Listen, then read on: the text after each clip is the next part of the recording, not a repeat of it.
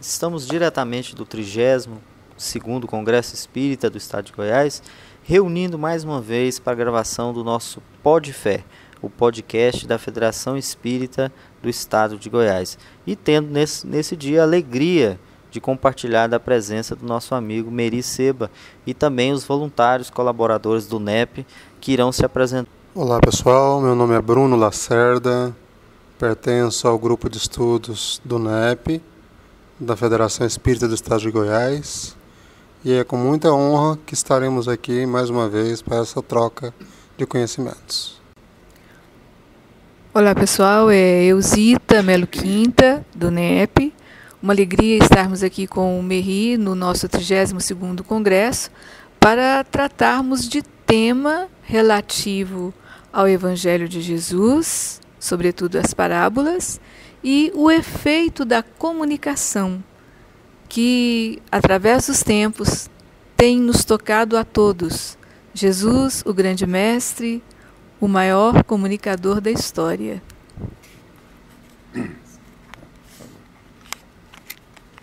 Olá, Elzi Nascimento. Quero falar da grande alegria que tenho nesse instante em estar tão bem acompanhada num evento tão significativo quanto o 32º Congresso de Educação com o Cristo, Congresso Espírita de Goiás, e a grande surpresa, a grande pegada da oportunidade é a presença do nosso coordenador nacional da comunicação, Meri Seba, que vai falar conosco sobre o aspecto da educação através das parábolas de Jesus.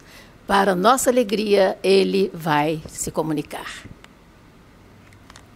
Vou agradecer a nossa irmã Euzi, que adiantou aqui o nosso tema. Muito obrigado, Euzi. E nós queremos perguntar a você, Meri, como é que nós podemos estabelecer essa relação entre a área de comunicação e as parábolas de Jesus? Que estratégias Jesus utilizava para atingir aquele público de forma mais eficaz através das parábolas? Bem, vamos direto ao assunto, né? Já me apresentaram, tá certo assim? Mas é um grande prazer estar aqui com vocês. Eu entendo que as parábolas que Jesus utilizou foi assim uma estratégia, eu diria, particularizada do mestre. Dentro de um contexto que a gente não pode analisar isoladamente. Diz lá no Evangelho, no capítulo 1, não vim destruir a lei. Até foi um espírito israelita que deu essa comunicação. Mulhouse, 1861, a nova era. Diz ele assim no final, foi Moisés quem abriu o caminho.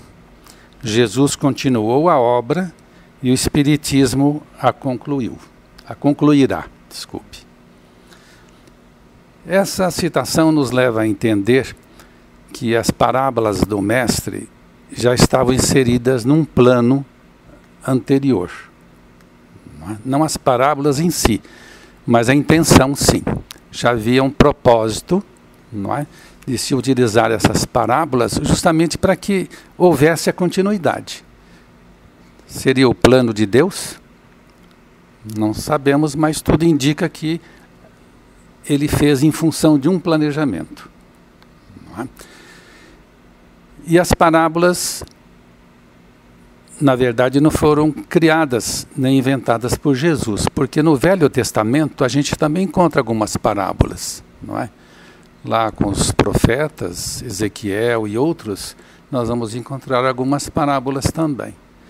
Então, é uma modalidade de comunicação muito interessante, porque ela sendo atemporal, você pode aplicá-la em várias épocas, em vários tempos, não é? E essa sua transversalidade também, em função da cultura, não é? Esse aspecto transversal dela, você pode aplicar em várias culturas, desde que o repertório esteja no consciente do público-alvo, não é? Então, aqui no Brasil, se você vai utilizar a parábola e citar figueira, talvez possa ser substituída por mangueira, não é? Jabuticabeira, não é? Não importa, mas o conteúdo moral, o ensino moral, ele continua, ele permanece, não é? E por outro lado também, a parábola nos permite introduzir alguns aspectos no campo do ensino, e Jesus traduziu muito bem isso no ensino moral, não é? E que você, ao falar em parábolas, dentro de uma história, cercando essa história de uma ambientação favorável, e o momento sendo também propício, ela grava mais, ela fixa mais na mente do ouvinte, do presente ali, fazendo com que essa audiência permaneça por muito tempo, não é? Então nós vemos aí que a parábola tem as suas vantagens, tem as suas características próprias, não é? E permite também uma coisa muito interessante, que é a interatividade. Para os discípulos, ele formulava algumas parábolas que permitia com que os discípulos e os apóstolos depois travasse uma interlocução com ele. Então permite também, não é, uma interatividade, uma interação entre aquele que está emitindo a parábola e aquele que está ouvindo, não é? Então nós percebemos aí que essa utilização da parábola, ela sendo assim, parte de um planejamento global, não é, que já vinha sendo feito e que o Cristo continuou, não é? Abriu mais o caminho através dos seus esclarecimentos, mas na verdade não disse tudo, ele mesmo mencionou, seria dito mais tarde. Nós vamos ver em Kardec que não usou parábolas, mas usou recursos que pudessem esclarecer mais ainda o que ele havia falado com mais limitação anteriormente. Meri, você fez a analogia entre a parábola da figueira e mangueira, jabuticabeira, que está bem dentro do nosso imaginário. Sim. Transpondo aqui para Goiás, vamos colocar então que seria o piquizeiro, né? Então não era tempo de piqui. Sim. E de repente aquela árvore tão frondosa que estava ali a mostrar que realmente ela não estava cumprindo a sua função. Em termos de comunicação social espírita, como que você analisa essa questão da parábola da figueira estéril ou do piquizeiro sem frutos no momento certo? Entendemos que tudo deva ser adequado, dentro do foco que você pretende realizar ou transmitir a mensagem. A análise do perfil do público-alvo é muito importante, não é? Então, é preciso levar em conta, e isso se faz através da observação mais profunda, de uma pesquisa, às vezes institucionalizada, mais qualitativa, não é? De saber o que é que o público, não é, precisa e como que ele pode entender a mensagem. Então, a característica do público. Então, se nós fizermos uma pesquisa em relação a isso, nós vamos encontrar o repertório correto. O repertório que significa aquilo que o público conhece. O que é que o público sabe e o que ele não sabe. Então, a mensagem ela deve atingir de tal forma que os ingredientes que a compõem sejam de fácil percepção para o público. Eu fiz isso em função do repertório que eu conheci previamente. Quer dizer, eu vou transmitir uma mensagem sonora. em que eu tenho uma gravação de um áudio sobre essa mensagem. Essa música deve ser de conhecimento do público. A canção deve ser uma canção que o público cante, que ele conheça, que ele goste, que ele se identifique com ela. Não é? Para que eu não traga assim elementos novos, estranhos, que dificultam a interpretação da mensagem, primeiro a identificação da mensagem e depois a própria identificação. Não é? Então, um fator muito importante é o repertório. Não é? O que quer dizer que eu devo primeiro fazer uma sondagem prévia, uma pesquisa prévia, uma observação, para entender o repertório, quer dizer, aquilo que o público sabe, para eu poder transmitir dentro daquilo que ele possa identificar. Não é? Então, se ele conhece determinada música, eu vou usar determinada música. Se ele é um público estrangeiro, eu vou usar música estrangeira para atingir aquele público, com palavras que ele possa perceber, identificar e interpretar. Não é?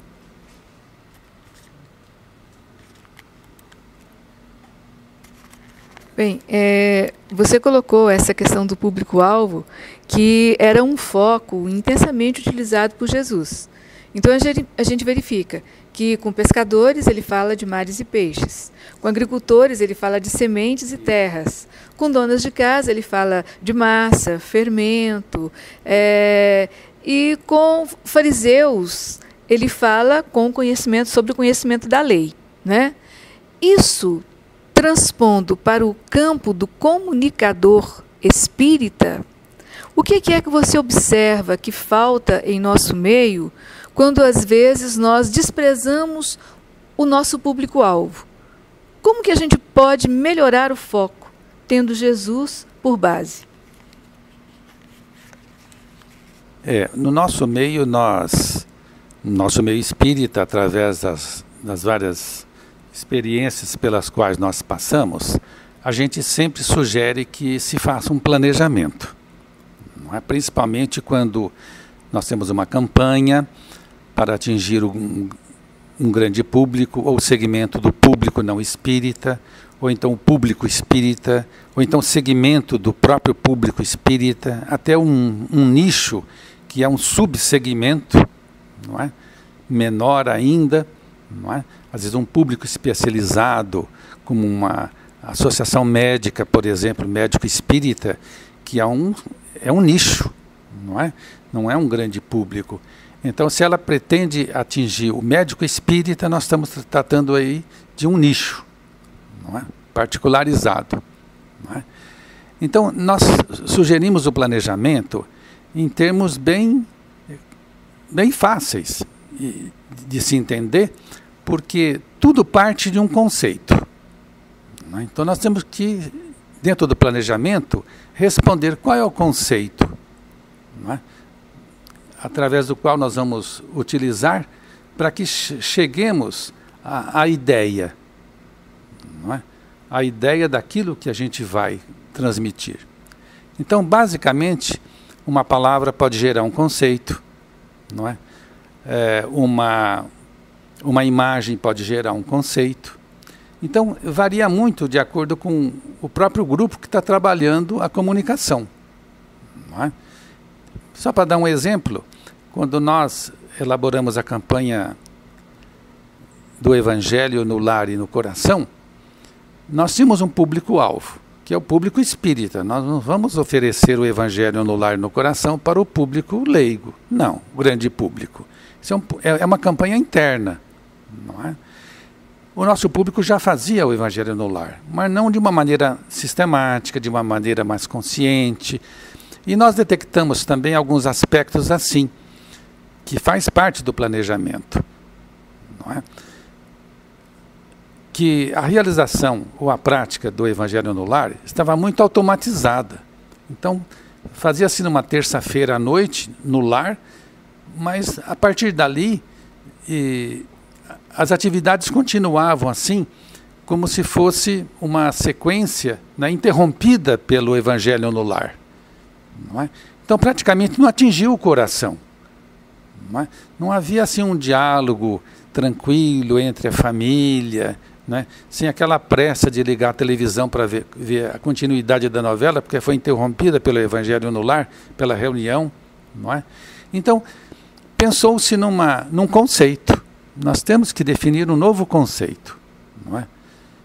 Que essa prática deva ser feita de tal modo que ela sensibilize os familiares, não é?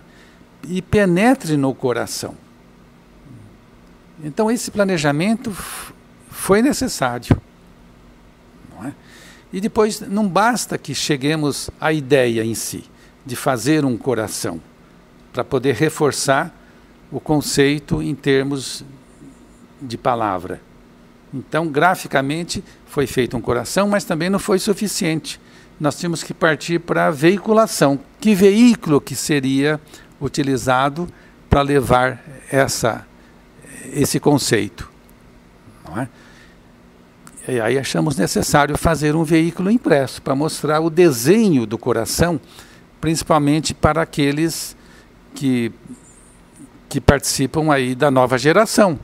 Crianças, jovens e também os adultos que não tinham o hábito de fazer essa prática no lar. Não é? Então a gente percebe que a palavra planejamento, ela não pode ser entendida como um empecilho. Mas tem que planejar, mas planejar é pensar o futuro. Não é? A mensagem vai atingir? E se atingir, qual é o impacto? Não é? É uma mensagem tranquila, que vai ser absorvida, a percepção do público-alvo vai ser assim, normal, não tem nenhuma dificuldade, nenhum ingrediente na mensagem que vá perturbar o seu entendimento. Não é? Então a gente faz essa previsão, não é? Planeja para prever os passos da campanha. Não é? Por outro lado, nós tínhamos também outro público, que era o dirigente espírita. Não é o dirigente espírita. Não é? Como que ele vai transmitir isso no centro espírita? Então, é outro aspecto a ser encarado pelo planejamento. Nós temos que atingir o dirigente espírita para que ele forme equipe que vá se preparar para transmitir o frequentador, não é? Como fazer o evangelho no lar. E também se predispor a visitar esse lar. Esse companheiro da equipe visite o lar e ensine como se faz o evangelho no lar. Ensine a fazer. Então nasceu a mensagem, né? Faça o evangelho no lar e no coração, participe e ensine a fazer, né? Dentro de um planejamento global.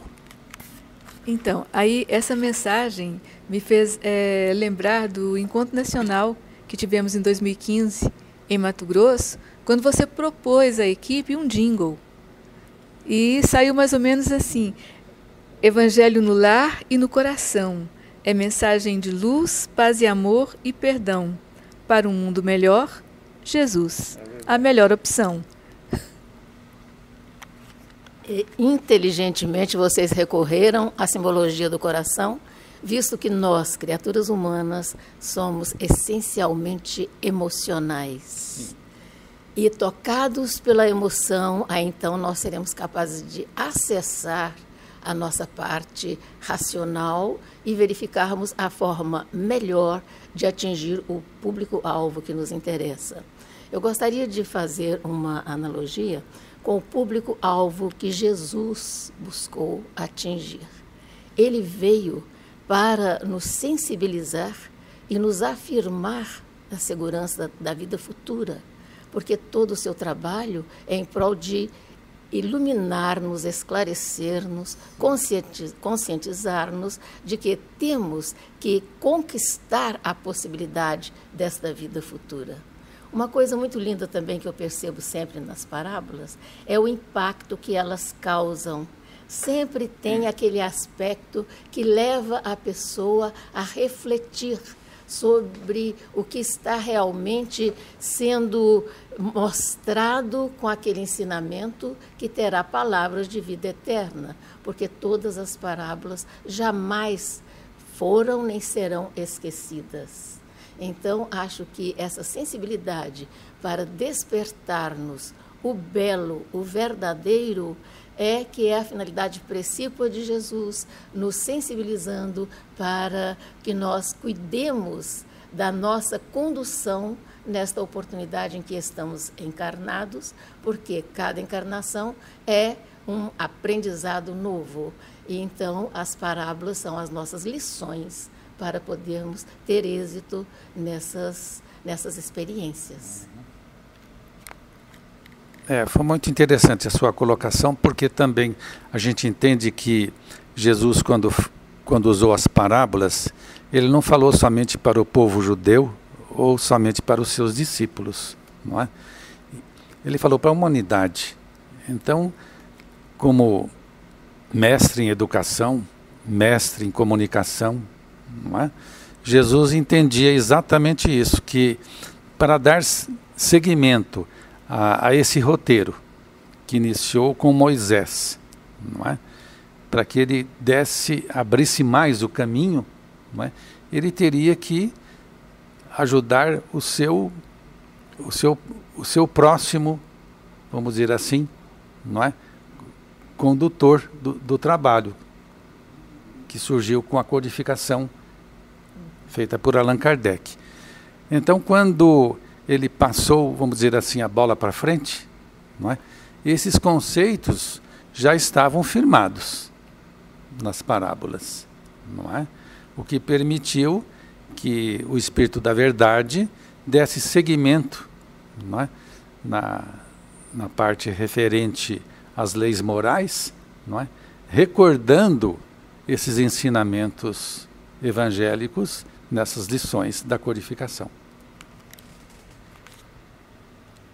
Meri, quando a gente pensa em Jesus como comunicador, a gente logo pensa assim, Jesus foi um comunicador impecável, porque ele exemplificava tudo o que ele falava, não é mesmo?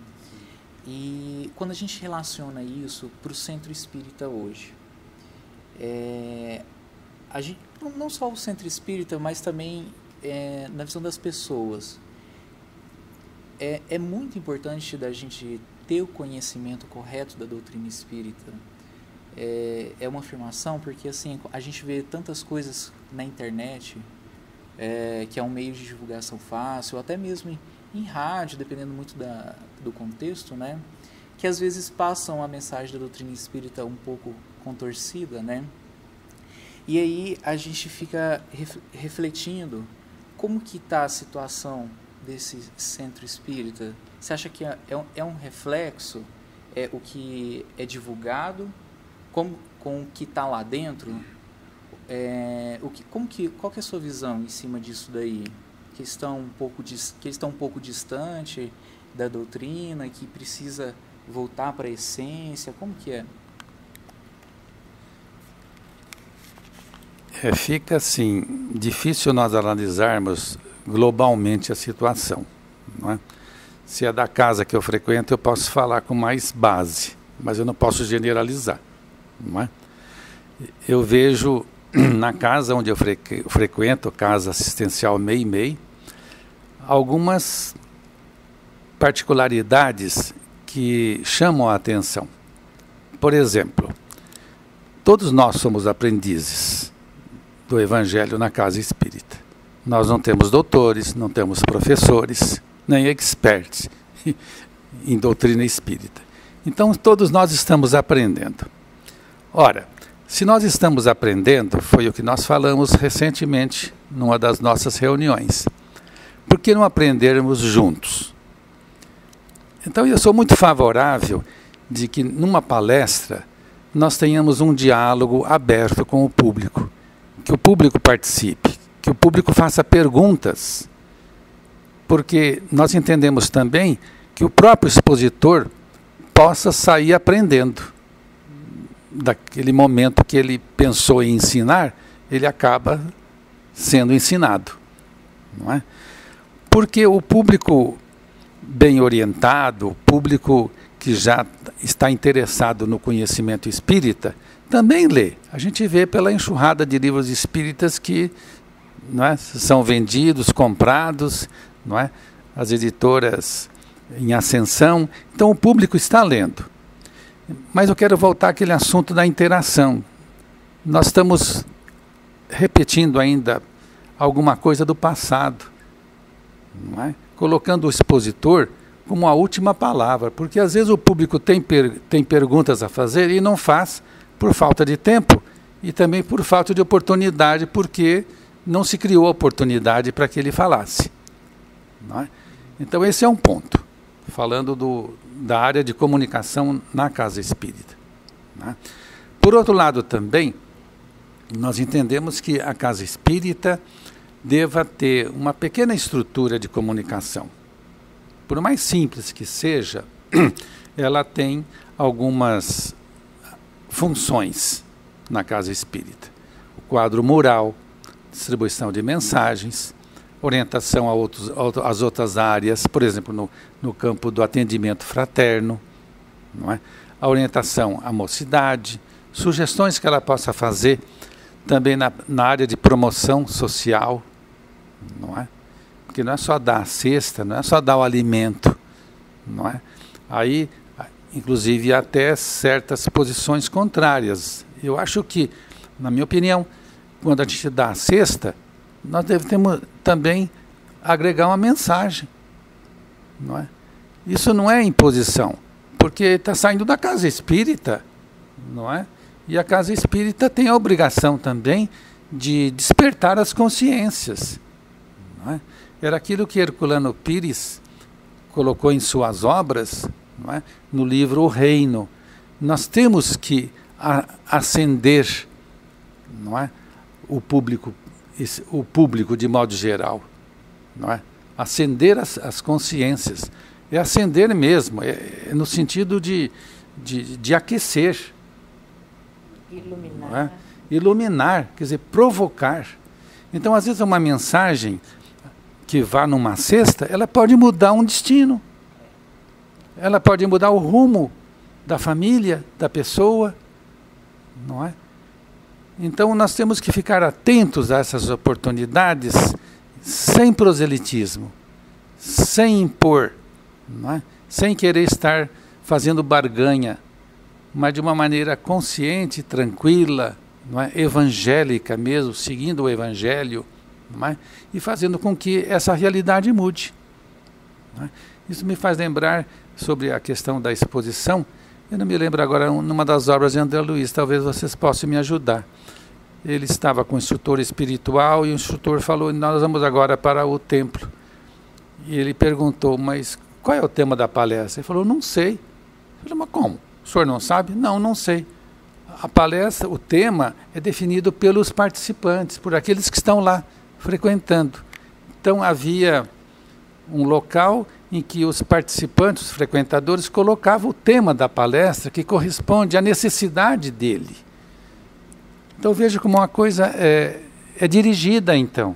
Aí sim o tema pode ser dirigido para atender a necessidade daqueles que estão, né, presentes naquele auditório. E muitas das vezes, quando a gente fala assim, o centro precisa criar um departamento de comunicação, aí parece que as pessoas logo relacionam comunicação com tecnologia, com coisas que eu não sei mexer, né? E tá aí exemplos simples, né, de mensagens da própria palestra, né, que o centro espírita já faz isso daí. Talvez ele não tenha, o dirigente, o responsável pela casa, talvez não tenha a noção de que isso é comunicação, né? E aí já é um passo para a criação do departamento, não é mesmo? Sim, nós temos que iniciar pelas coisas mais simples e dominando, não é, as nossas atividades. Não é? Aquilo que você não domina, procure estudar para poder, não é, conhecer melhor a realização daquilo que se pretende fazer.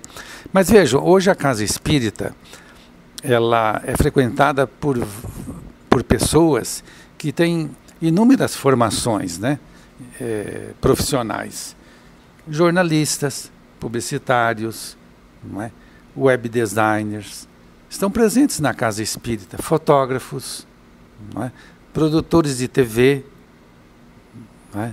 De rádio, estão presentes e a gente não faz esse levantamento. Uma das funções desta área dentro da casa, não é ter essa percepção. Será que nós não temos no público pessoas capazes e que não se manifestaram para o trabalho, para contribuir, porque não sabem que nós estamos precisando? Então, de vez em quando, uma fala vai bem. Gente, tem algum jornalista presente aqui na nossa reunião? Tem um publicitário? Tem um cantor? Tem alguém que toque violão?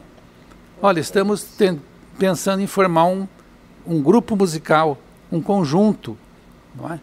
Então, a surpresa vai ser muito grande, porque hoje já é diferente de anos atrás. Não é? Então, eu me lembro que numa das reuniões, nós estávamos precisando de uma orientadora para as gestantes. Não é que uma médica da Universidade de São Paulo, que tem uma filial em Ribeirão, se apresentou e ela atende nos domingos de manhã. É uma médica, ginecologista, dando orientação às gestantes. E a coisa surgiu assim, de uma comunicação, que se falou, não tem alguém que poderia contribuir?